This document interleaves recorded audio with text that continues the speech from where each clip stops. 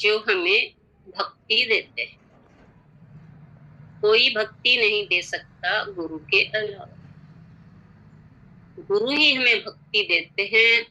गुरु की कृपा इतनी बलवती है कि वो अपनी कृपा के चलते हमें भक्ति उपहार में दे देते हैं। और जब भक्ति मिलती उसको ही देते हैं जो शरणागत होता है, जिसने अपना संपूर्ण समर्पण कर दिया, उसे वे भक्ति दे देते। तो भक्ति पहला चरण है। बिना भक्ति के ज्ञान आ नहीं सकता। क्यों? क्योंकि गुरु की हम भक्ति हैं करें, और ज्ञान के भंडार भी गुरु। गुरु के पास ही आत्मा का ज्ञान का भंडार है, भाव का, प्रेम, सभी चीजों का भंडार गुरु के अंदर है।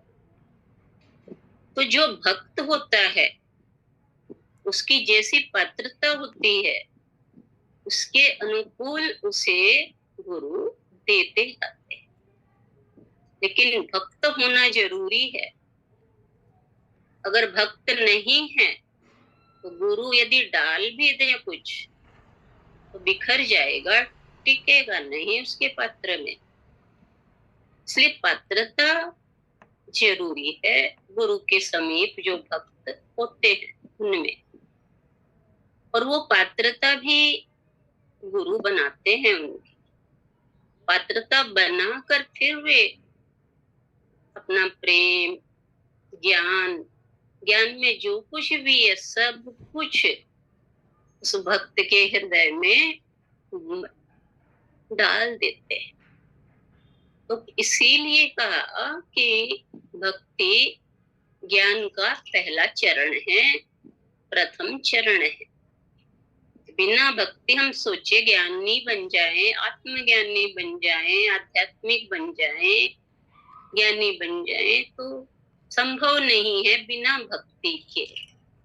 पूरी तरह उसे समर्पित कर देंगे अपने आप को, तभी वे जानते हैं कि अब इसके अंदर ये अमूल्य चीजें इसके हृदय में टिक सकती है। आत्मा ज्यादा तेल मसाला तो नहीं है, उसके अंदर वो अपने ज्ञान की जो भी सामग्री है देते हैं। तो कहने का मतलब ज्ञान चाहिए तो भक्त बनना है गुरु का। भक्ति कोई नहीं देता, केवल गुरु ही है जो भक्ति देते हैं। दूसरी वाणी सुनी हमने, गाय खूंटी बदलने से गाय दूध नहीं देती। यानी अगर गाय को जगह जगह बांधा जाए, कभी इधर कभी उधर, तो वो दूध नहीं दे पाएगी, नहीं दी है।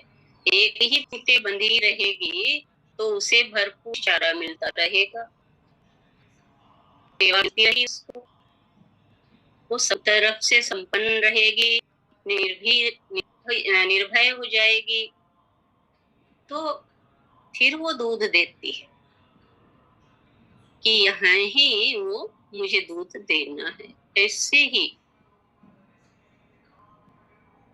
कहा है कि जिस प्रकार गाय का खूंटा बदलने से गाय दूध नहीं देती, वैसे ही हम हमारे मन को एक खूंटे से बांध के रखेंगे, गुरु के चरणों से बांध कर रखेंगे, तो हमारा मन उस अमृत रस को पी सकेगा, बांट सकेगा। और अलग अलग भटकते रहेंगे, कभी कहीं जाके सुना, कभी कहीं जाके सुना, तो क्या होता है कि मन भी भटक जाता है, क्योंकि चंचल तो पहले ही है। तब उसको एक आधार नहीं मिला तब तक मन भटकता है। और जब मन को मोहने वाला आधार मिल गया, मन को क्या चाहिए? मोहन चाहिए, जो उसको उसके मन को मोह सके, मन को मोह सके, ऐसा आधार चाहिए। उस आधार पर वो टिकता है, और टिकता है मन हमारा, तो वो गुरु जो कुछ भी दे रहे हैं, वाणी में सुना रहे हैं, सुनने वाला कौन है? ये मन ही सुनता है। सुन सुन कर ये मन ही आनंद लेता है। मन ही उस उच्च अवस्था को प्राप्त करता है जहाँ पर आत्मा का निवास है। तो बिना मन को आधार मिले हम कुछ भी हासिल नहीं कर सकते।